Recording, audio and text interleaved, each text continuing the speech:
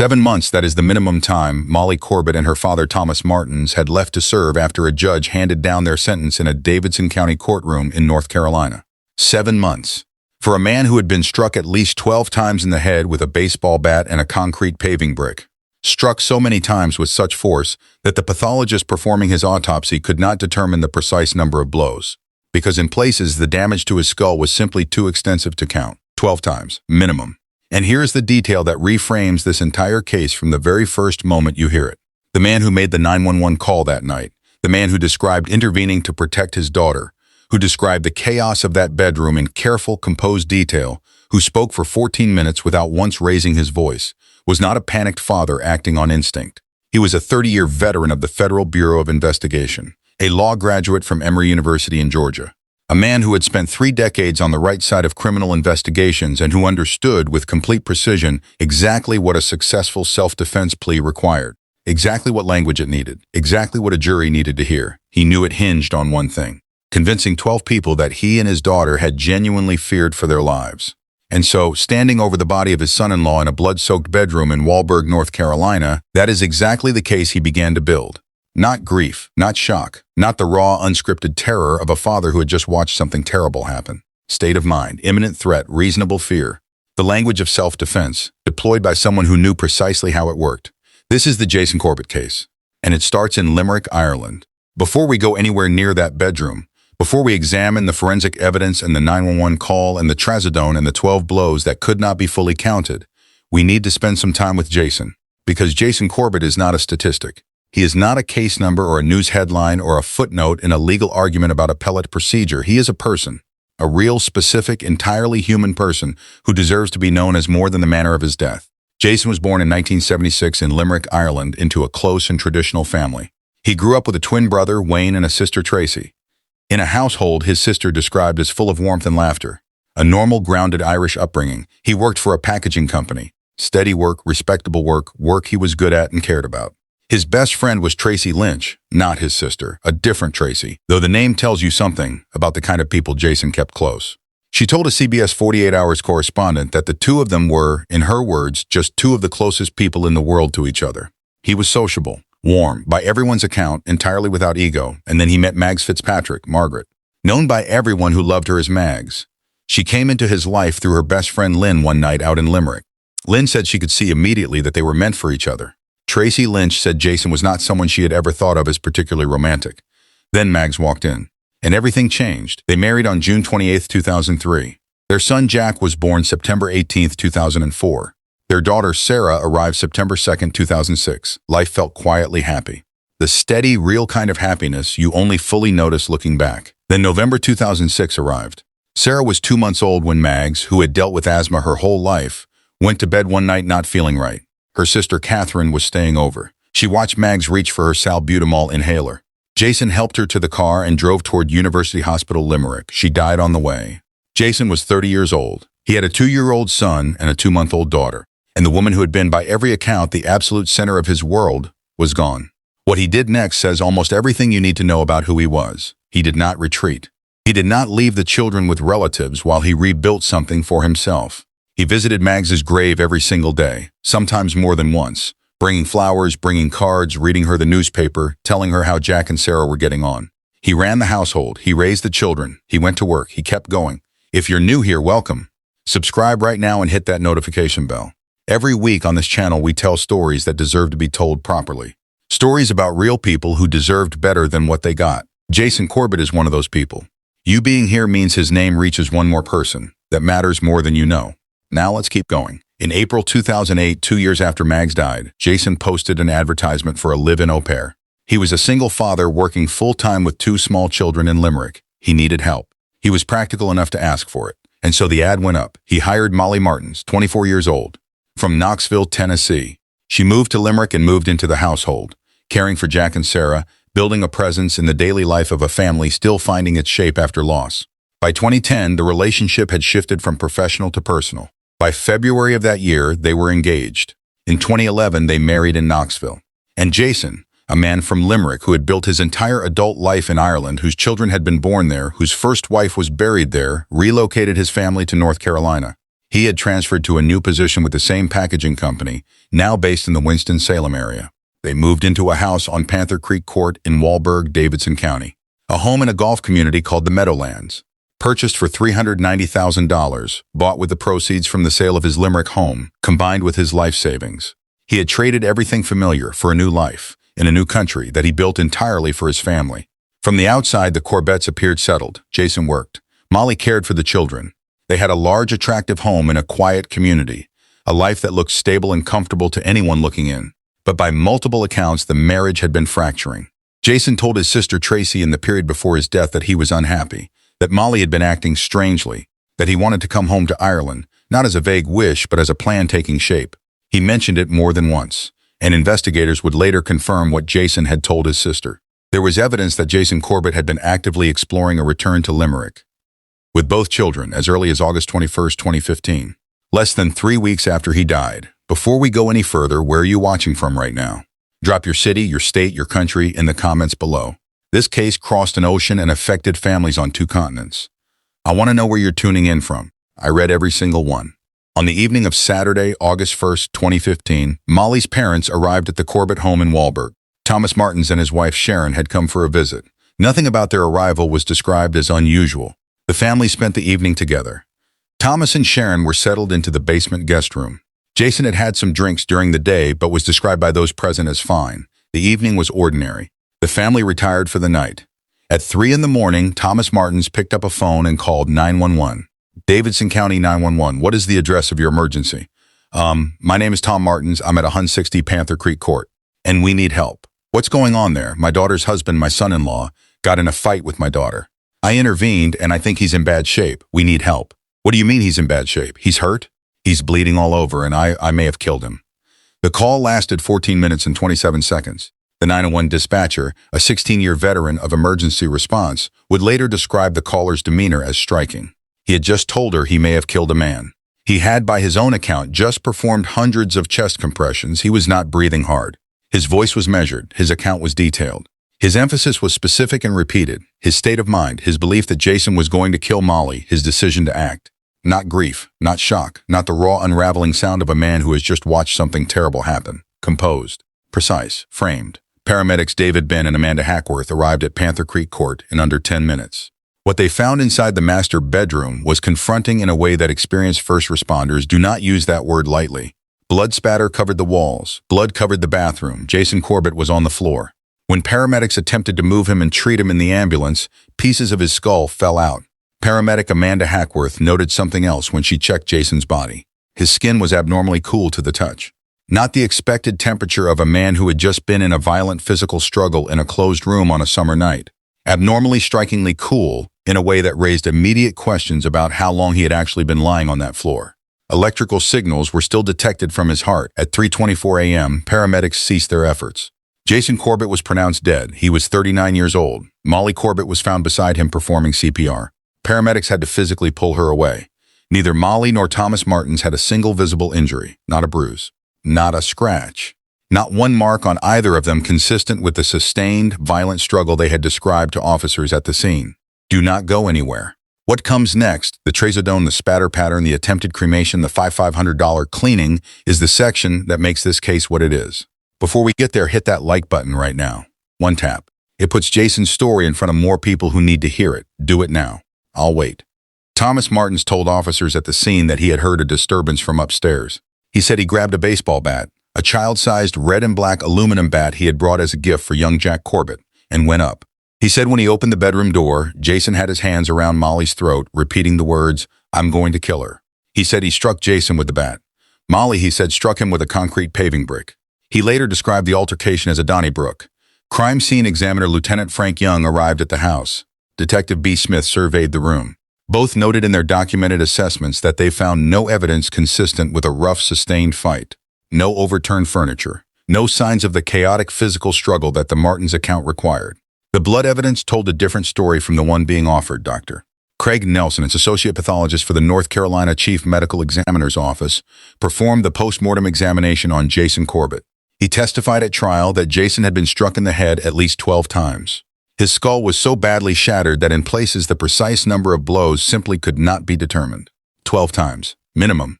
Forensic spatter analysis introduced as evidence at trial indicated that Thomas Martens had been standing over Jason Corbett as he swung the bat. The blood pattern on the hem of his boxer shorts was described by the prosecution as consistent with someone positioned above, not beside, the man on the floor. Not defending himself from a standing man, standing over a man already down. And then there was the trazodone.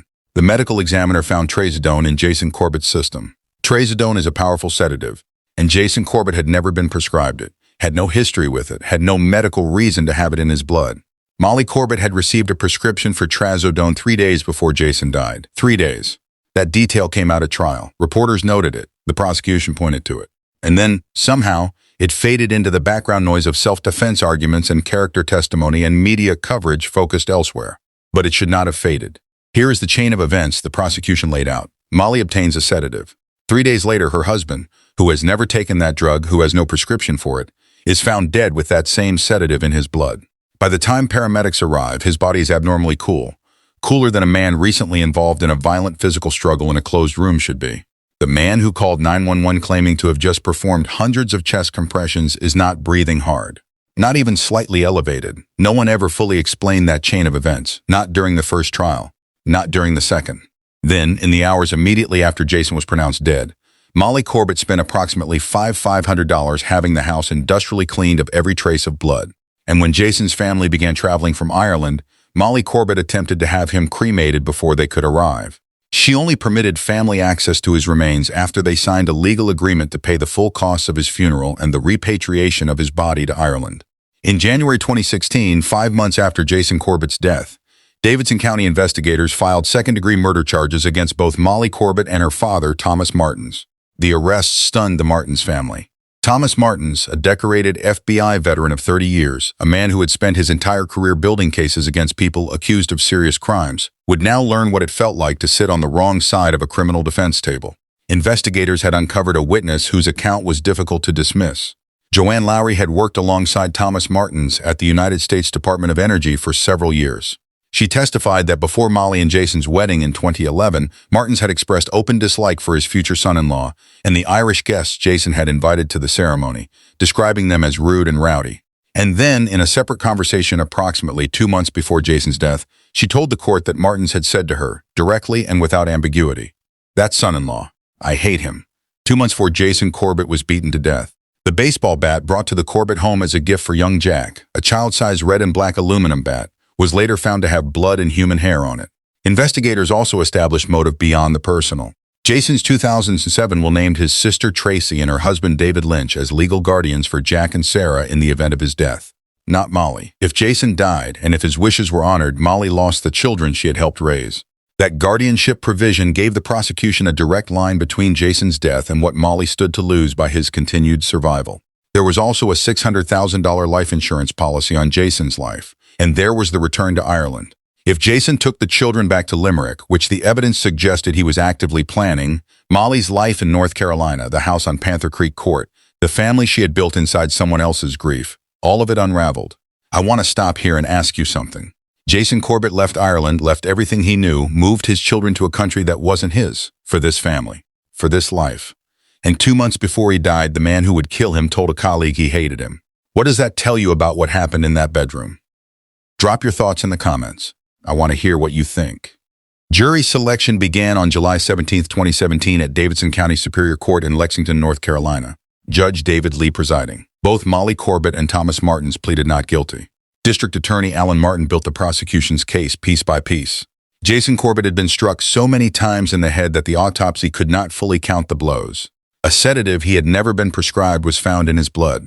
His body was abnormally cool by the time paramedics arrived. Molly had spent thousands having the crime scene industrially cleaned within hours of his death. The baseball bat brought as a child's gift had blood and human hair on it. Jason had been actively planning to return to Ireland with both children. Molly believed she stood to lose them. There was a $600,000 life insurance policy. Prosecutors told the jury something that cut through every procedural complexity. Jason Corbett did not have to die. Not in his bedroom. Not with his children at the top of the stairs. Not at the hands of the woman he had crossed an ocean for, her father. None of this had to happen. Molly's attorney Walter Holton and Thomas's attorney David Friedman argued self-defense. 5 women testified saying Molly had suffered years of Jason's unpredictable behavior. The defense played secret recordings made 5 months before Jason's death. Audio of Jason yelling at Molly. The children audible in the background asking their parents not to fight. A domestic violence expert testified about the fear Molly and Thomas had experienced. The defense also pointed to gaps in the forensic case. The blood spatter on Thomas's boxer shorts had never been tested to confirm it was Jason's. There were no flight bookings to Ireland entered into evidence. Not every piece of blood evidence had been analyzed. And then Judge Lee made a ruling that would define this case for years beyond the verdict. He excluded the statements Jack and Sarah Corbett had given to police in the immediate aftermath of their father's death. The defense had argued those statements could not be properly challenged or cross-examined, that admitting them denied the defendants a fair trial. The judge agreed. It was a legally defensible decision. It was also the ruling that would eventually unravel everything. On August 9, 2017, the jury returned its verdict, guilty, both of them, second-degree murder. Judge David Lee sentenced each of them to between 20 and 25 years in prison. Jury foreman Tom Ammon told reporters that on Thomas Martens, the jury had been immediately unanimous. On Molly, the initial split was 10-2. But after a careful review of the crime scene photographs, the bat, the brick, the blood, the jury came to a unanimous decision. There are no winners in this case, a family representative said. Everybody loses. Nobody takes any joy in this verdict. What time is it where you are right now? Drop it in the comments. I want us to sit in that verdict together.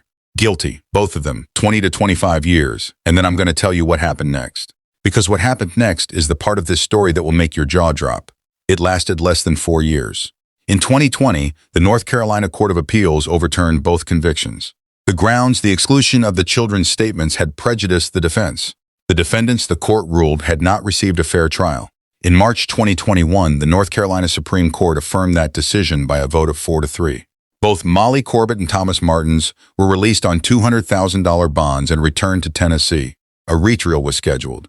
Moved to Forsyth County due to the intensity of media coverage Davidson County had already absorbed. And here is where the legal logic of this case produces one of the most painful ironies in the entire story. The statements that were excluded, the statements whose exclusion the courts ruled had denied the defendants a fair trial, were the statements of Jack and Sarah Corbett, the children, the two people in that house who had lost their father. Jack was 11 when Jason died. Sarah was 8. Years later, once they had grown up, once they could speak for themselves with the perspective of time and distance, both testified that Molly Corbett had manipulated what they told police, that she had influenced their accounts, particularly the portions about their father's anger and alleged abusive behavior. The courts protected the defendant's right to confront those childhood statements. The children themselves later said those statements had been shaped by the woman who killed their father. In her victim impact statement at the 2023 sentencing, Sarah Corbett stood in court and described spending years in therapy because her childhood words had been twisted in a courtroom to help the people who killed her father reduce their sentences. The court system had bent over backward to protect the integrity of statements that the children who gave them said were not entirely their own. That is not a legal critique, that is a human reality. And it is the reason Molly Corbett and Thomas Martens, who beat Jason Corbett to death with a bat and a brick in his own bedroom, walked out of prison after serving less than 4 years of a 25-year sentence. The retrial that was scheduled in Forsyth County never happened. Instead, on October 30, 2023, both defendants accepted plea agreements, Davidson County Superior Court. October 30, 2023, Thomas Martens pleaded guilty to voluntary manslaughter. Molly Corbett entered a plea of no contest to the same charge. The second-degree murder convictions, the ones a jury had returned unanimously after reviewing photographs of what had been done to Jason Corbett in his own bedroom, were dropped. Judge David Hall sentenced each of them to a minimum of 4 years, 3 months, and a maximum of 6 years, 2 months. With credit for the 3 years and 8 months they had already served following their 2017 conviction, Molly Corbett and Thomas Martens had between 7 months and 2.5 years remaining. Jason Corbett's family and friends sat in that courtroom and absorbed it. 8 years, 2 countries, 2 trials, an international media firestorm, thousands of hours of legal argument, and it came to this, 7 months. By June 2024, both were released from prison. By June 2025, both had completed their parole. They are free. Judge David Lee, the same judge who had presided over the original trial, had thrown out Molly's custody claim over Jack and Sarah in August 2015. He said from the bench that Molly had exhibited a kind of deranged entitlement to children who were not hers and who had just lost their father. He said he was concerned, genuinely, explicitly concerned, that she might harm them. He ordered them sent to Ireland immediately. Tracy Corbett Lynch flew to North Carolina and brought her niece and nephew home to Limerick. She has raised them there ever since. After the plea deal and resentencing in 2023, the Corbett family released a statement. They They might have finished their court sentence, but now they carry the burden of what they did. They'll always know they took a noble life. We know the truth. They know the truth. And soon everyone else will know it too. Jack and Sarah Corbett grew up in Limerick. They know who their father was. They know what was done to him. And they know that the system designed to deliver justice for him twice came up short. Let's go back to where we started. 12 blows, minimum. A skull so shattered the pathologist could not finish counting, a baseball bat, a concrete paving brick, a bedroom in a house Jason Corbett had bought with his life savings in a country that was not his, for a family he had built from the ruins of the worst loss of his life. 7 months served. Jason Corbett was 30 years old when Mags died. He had a 2-year-old son and a 2-month-old daughter, and a grief so enormous that most people would have collapsed under its weight. He did not collapse. He visited her grave every single day, sometimes more than once, bringing flowers, reading her the newspaper, telling her about the children, making sure she was never left behind. He was 39 years old when he died. In the 9 years between those two losses, he raised 2 children in a country he had never planned to live in. He worked, he built a home. He poured his savings into a life he was trying to make real for people he loved more than himself. He was planning to take his children home. He never got the chance. Jack and Sarah Corbett grew up in Limerick, raised by their aunt and uncle, in the city where their father was born and where their mother was buried. Jason rests at Castle Mungret Cemetery beside Mags in the city where everything started for him. If you believe in that kind of thing, right where it should have ended. Not at 39, not on a bedroom floor in North Carolina, but there in Limerick, beside her. If this case moved you, if Jason's story made you angry, made you grieve, made you want answers, share this video right now. Not for the numbers, for him. Every share puts his name in front of someone new. Subscribe if you haven't already. Hit the bell. And drop one word in the comments, just one, that describes how you feel after everything we just covered. And tell me, what's the weather like where you are today? Jason loved Limerick. The city, the people, the ordinary life he had built there before everything changed. He deserved to go back. Jason Corbett was 39 years old. He kept going when most people wouldn't have. And we will not forget him. Thank you for watching.